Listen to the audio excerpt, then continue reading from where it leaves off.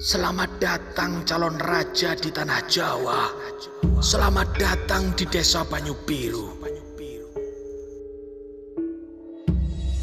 Kepada salah seorang pemuda di sebelahnya, seorang tua itu berkata, "Mas Manca, inilah piyayi yang sedang kau tunggu-tunggu sudah datang. Calon junjunganmu di masa depan. Cepat kau hanturkan sembah kepadanya." Karebet terkejut ketika seorang pemuda yang berdiri ngapurancang di sebelah orang tua, yang rambutnya sudah putih dan jenggotnya juga sudah putih, maju ke depan dan kemudian menyembahnya. Ketika melihat seorang pemuda yang tiba-tiba menyembah kepadanya, Karebet maju selangkah ke depan dan menarik tangan pemuda itu supaya berdiri. "Berdirilah," kata Karebet. Setelah pemuda itu berdiri, maka Karebet pun mengulurkan tangannya menyalami 5 orang yang berdiri di depan pendopo, dan mereka pun menyambutnya dengan penuh hormat. "Mari Angger, silakan naik ke pendopo. Kita bicara di dalam," kata orang tua yang berambut putih dengan penuh hormat. Dan ia pun kemudian mempersilahkan Karebet untuk naik ke pendopo. Karebet bersama 5 orang yang menyambutnya berjalan naik ke pendopo, dan di pendopo terlihat sebuah amben untuk tempat duduk dan beberapa dingklek yang terbuat dari kayu yang berukuran agak besar. Orang tua yang berambut putih mempersilahkan Karebet untuk duduk di amben bersamanya. 2 orang tua lainnya duduk di dingklek di depan amben, sedangkan 2 orang pemuda duduk di dingklek yang paling belakang. Ketika semua orang sudah duduk, sebagai seorang tamu dan berusia lebih muda, maka Karebet berniat memperkenalkan dirinya lebih dulu. "Maaf kalau saya lancang datang ke tempat ini. Nama saya Joko Tingkir dari Desa Tingkir. Apakah ini Desa Banyu Biru? Dan apakah betul di sini rumah Ki Buyut Banyu Biru?" tanya Karebet. Mendengar perkataan Karebet, seorang pemuda yang duduk di belakang berbisik kepada pemuda yang duduk di sebelahnya yang tadi telah dipanggil dengan nama Mas Manca. "Ternyata yang datang adalah Joko Tingkir. Baru kali ini yang dikatakan Ki Buyut kepada kita ternyata keliru. Pemuda ini adalah Joko Tingkir yang berasal dari Desa Tingkir, bukan orang yang sedang kita tunggu yang bernama Mas Karebet yang berasal dari Pengging." Orang tua yang berambut putih itu tersenyum, dan dengan nada perlahan ia pun menjawab, "Betul Angger, desa ini bernama Desa Banyu Biru. Dan kalau ada yang sudi memanggilku, di sini aku dipanggil dengan nama Ki Buyut Banyu Biru." "Hormat saya untuk Ki Buyut Banyu Biru," kata Karebet sambil mengangguk hormat. Ki Buyut Banyu Biru juga mengangguk membalas menghormat kepada Karebet. "Ya Angger Joko Tingkir, tetapi siapakah nama Angger sebenarnya dan Angger berasal dari mana?" tanya Ki Buyut Banyu Biru. "Ki Buyut, nama pemberian orang tua saya adalah Mas Karebet, dan saya berasal dari Pengging. Sejak kecil, saya dijadikan anak angkat oleh Nyai Ageng Tingkir, dan di sana saya dipanggil dengan sebutan Joko Tingkir," kata Karebet menjelaskan. Kedua anak muda yang duduk di dingklek paling belakang saling berpandangan. Mas Manca berkata pelan, "Ternyata perkataan Ki Buyut benar. Pemuda ini bernama Mas Karebet." "Oh, jadi begitu. Apakah Angger Karebet ini adalah putra Ki Kebo Kenongo atau yang sering dipanggil dengan nama Ki Ageng Pengging?" tanya Ki Buyut Banyu Biru. "Leres Ki Buyut, Ki Ageng Pengging adalah romo saya," kata Karebet. "Ya, Angger Karebet ini adalah orang yang kami tunggu beberapa hari ini. Perkenalkan, kami sekumpulan orang tua yang sudah pikun. 3 orang bersaudara, saya Buyut Banyu Biru. Kedua orang tua ini adalah adik saya, Ki Majasto dan Ki Wuragil. Sedangkan kedua anak muda ini, yang seorang adalah anak angkat saya yang bernama Mas Manca, dan yang seorang lagi putra dari Ki Majasto yang bernama Joko Wilo, kata Ki Buyut Banyu Biru menjelaskan. Karepet pun mengangguk hormat kepada kedua orang tua adik dari Buyut Banyu Biru, serta kepada 2 orang pemuda yang duduk di belakang, dan mereka berempat pun membalas mengangguk hormat kepada Mas Karepet. Ki Buyut pun kembali berkata kepada keponakannya, "Joko Wilo, tolong ambilkan minuman untuk tamu kita, Angger Karepet." "Baik Ki Buyut," kata Joko Wilo, dan ia pun masuk ke ruang dalam. Beberapa saat kemudian Joko Wilo keluar sambil membawa minuman dan beberapa tempat minum yang terbuat dari tempurung kelapa yang dihaluskan. "Mari Angger Karepet, ini ada wedang jahe yang dicampur dengan sedikit gula aren. Mumpung masih hangat, monggo diminum," kata Ki Buyut Banyu Biru. Kemudian mereka pun sambil berbicara minum minuman yang telah disuguhkan.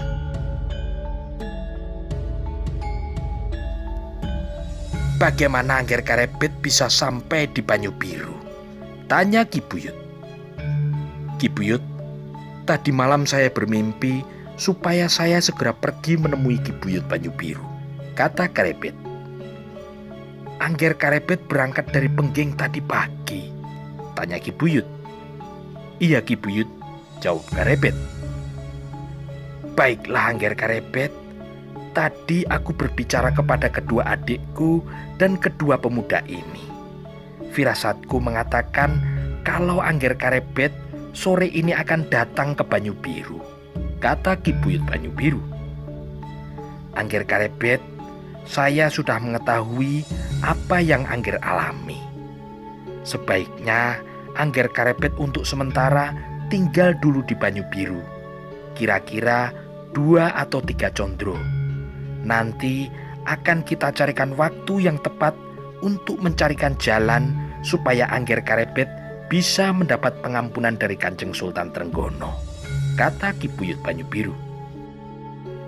"Sekarang Angger silakan mandi dulu di pancuran di belakang rumah. Kamar untuk Angger sudah disiapkan. Nanti biar Mas Manca dan Jakawila yang melayani kebutuhan Angger Karepet," kata Ki Buyut Banyu Biru. Beberapa saat kemudian, Karepet diantar Joko Wilo ke kamar yang sudah disiapkan untuknya, dan ia pun bersiap untuk mandi di pancuran di belakang rumah. Waktu berjalan terus. Tak terasa, Sang Raditya telah selesai melaksanakan tugasnya dalam menerangi jagat raya. Dan saat ini, ia telah digantikan oleh Dyah Sitoresmi yang memancarkan sinar lembutnya. Saat itu, suasana di sekitar Rawa Pening dibalut oleh keheningan malam. Bulan yang bercahaya, sinarnya yang redup menyelimuti bumi Banyu Biru, ditemani ribuan bintang yang masih terus terlihat berkedip di angkasa. Malam yang sepi, udara yang dingin di kaki Gunung Telomoyo memaksa orang tidur dengan berselimut kain yang panjang. Hari demi hari telah berlalu. Karepet telah menganggap 3 orang tua kakak beradik, Ki Buyut Banyu Biru, Ki Majasto, dan Ki Wuragil adalah sebagai seorang gurunya. Ketiganya mumpuni dalam ilmu Joyo Kawijayan, olah kanuragan, dan olah kajiwan. Selain itu, Ki Buyut Banyu Biru adalah orang yang mempunyai firasat yang tajam. Ia adalah seseorang yang waskito dan seakan-akan ngerti sadurungi winarah. Sudah 2 condro, Karepet berada di Banyu Biru. Dan selama itu, Karepet pun akrab dengan Mas Manca dan Joko Wilo karena umur mereka hampir sebaya. Tiap hari mereka berlatih olah kanuragan bertiga. Meskipun ilmu Mas Manca dan Joko Wilo masih belum bisa menyamai Karebet, tetapi mengalahkan mereka berdua juga tidak semudah mijet Woeng Ranti. Setelah Karebet berada di Banyu Biru lebih dari 2 condro, maka Ki Buyut Banyu Biru menyuruh ketiga pemuda itu, yaitu Karebet, Mas Manca, dan Joko Wilo, untuk membuat sebuah rakit yang terbuat dari rangkaian batang bambu. Kalian bertiga pergilah ke tepi sungai. Buatlah sebuah rakit yang besar, yang kuat untuk ditimpangi 5 orang, kata Ki Buyut Banyu Biru. Maka mulailah ketiga pemuda itu merencanakan pembuatan sebuah rakit. Dicarinya belasan batang bambu yang lurus yang nantinya akan ditebang, dirangkai, diikat dengan tali yang terbuat dari puntiran sabut kelapa. Dengan pedang pendeknya, Karebet menebang bambu yang banyak terdapat di sekitar Rawa Pening. Dipilihnya batang bambu yang lurus yang besarnya hampir sama. Belasan batang bambu telah ditebang dan dibawa ke pinggir sungai. Bambu-bambu itu kemudian dipotong dengan panjang yang sama dan dibersihkan dari ranting-ranting yang menempel pada batangnya. Mas Manca dan Joko Wilo mencari sabut kelapa untuk dibuat sebagai tali pengikat bambu. Adik Joko Wilo, talinya dibuat agak besar, dipilin yang kuat dan diikat ganda, kata Karebet. Mereka pun membuat tali dari sabut kelapa yang dipilin, sehingga tali itu kuat untuk menyatukan beberapa buah batang bambu. Mas Manca, rakitnya dibuat sedikit agak lebar, kata Karebet. Selama 3 hari mereka bekerja, dan pada hari keempat, ketika pemuda itu telah menyelesaikan pekerjaannya, dan selesailah pembuatan sebuah rakit yang lebar dan kuat. Rakit yang telah dibuat oleh ketiga pemuda itu cukup lebar. Belasan batang bambu yang disusun membujur diikat kuat dengan beberapa bambu yang disusun melintang, rangkap atas dan rangkap bawah. Ikatannya menggunakan tali sabut kelapa yang dipilin ganda. Kemudian dicarinya 4 buah bambu yang nantinya akan dipergunakan untuk sebagai galah pendorong rakit. Dipilihnya bambu yang lurus dan ukurannya tidak begitu besar. Bambu yang nyaman untuk dipegang dan digunakan sebagai galah pendorong. Setelah rakit sudah selesai dikerjakan, maka rakit pun dicoba dengan dimasukkan ke dalam air. Mereka bertiga perlahan-lahan menyeret rakit, diapungkan di air sungai, dan mereka pun mencoba naik ke atasnya. Ketiga pemuda itu, yaitu Karebet, Mas Manca, dan Joko Wilo, puas ketika rakit buatannya terlihat kokoh dan bisa mengapung dengan baik. Setelah selesai dicoba diapungkan di air, maka rakit pun kembali diseret ke pinggir dan diikat ke batang pohon supaya rakit itu tidak hilang hanyut terbawa aliran sungai. Setelah pembuatan rakit sudah selesai, maka Mas Manca melaporkannya kepada Ki Buyut Banyu Biru. "Ya, apakah rakitnya sudah kau coba dimasukkan ke sungai?" tanya Ki Buyut Banyu Biru. "Sudah, Ki Buyut," jawab Mas Manca.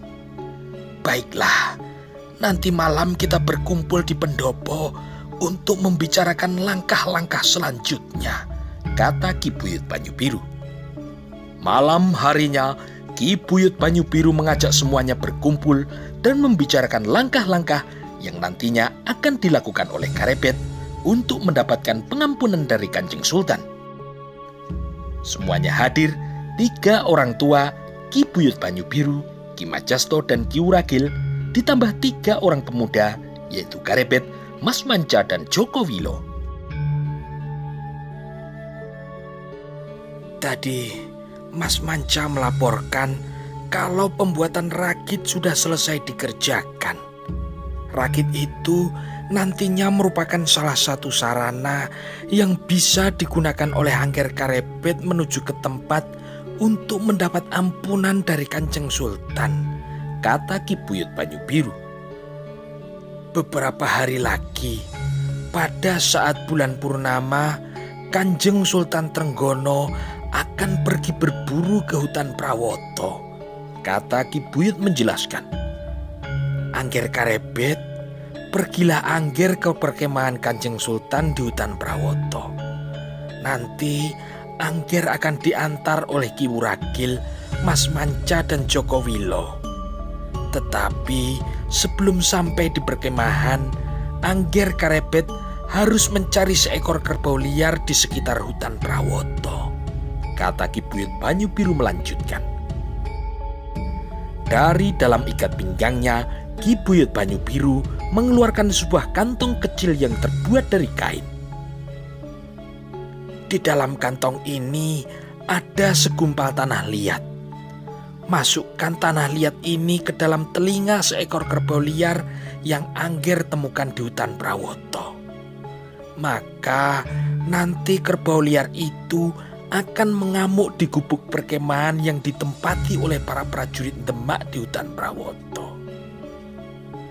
Yang harus Angger ingat, sewaktu memasukkan tanah liat di telinga kerbau liar, waktunya harus tepat pada saat Kanjeng Sultan berada di perkemahan, kata Ki Buyut Banyu Biru melanjutkan arahannya. Kerbau itu nantinya akan mengobrak-abrik gubuk-gubuk yang ada di sana, kecuali gubuk yang ditempati oleh Kanjeng Sultan Trenggono. Dan tidak ada seorang pun dari prajurit Demak yang akan mampu membunuh kerbau liar itu. Nah, pada saat para prajurit tidak bisa mengatasi kerbau liar itu, baru Angger Karebet menampakkan diri. Ingat, hanya menampakkan diri, kata Ki Buyut Banyu Biru. Angger Karebet bisa menampakkan diri, tetapi harus memilih arah yang tepat. Pilihlah tempat yang berada di hadapan Kanjeng Sultan, tempat yang mudah untuk dilihat Kanjeng Sultan, sehingga Kanjeng Sultan cepat mengetahui kehadiran Angger Karebet, kata Ki Buyut Banyu Biru. Angger jangan sekali-kali membunuh kerbau itu kalau tidak ada perintah atau penawaran dengan imbalan pengampunan dari Kanjeng Sultan. Ingat, kerbau liar itu harus Angger bunuh dengan sekali pukul.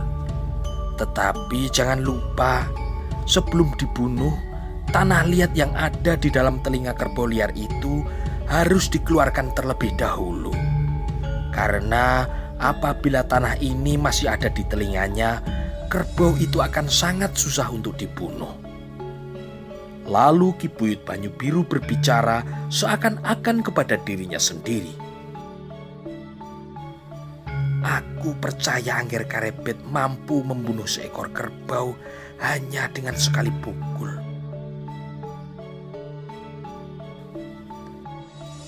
Ini kantong yang berisi tanah liat.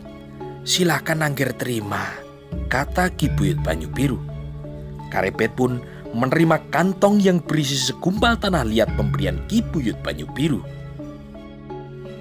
Besok pagi berangkatlah naik rakit ke hutan Prawoto. Besok Angger akan diantar oleh Ki Wuragil, Mas Manca dan Joko Wilo. Berangkatlah pagi hari sekali. Nanti Ki Majasto akan ikut sampai rumahnya di desa Majasto. Setelah Ki Majasto turun, nanti rakitnya akan melewati sebuah kedung yang bernama Kedung Sengenge. Kalau sudah sampai di Kedung Sengenge, kalian semua harus berhati-hati. Kedung itu adalah sebuah kedung yang dalam. Di sana banyak terdapat berpuluh-puluh buaya. Menurut cerita orang tua zaman dahulu, di Kedung Sengenge adalah sebuah kerajaan buaya. Dan menurut cerita itu, di sana ada seekor raja buaya yang ukuran badannya paling besar bernama Baurekso.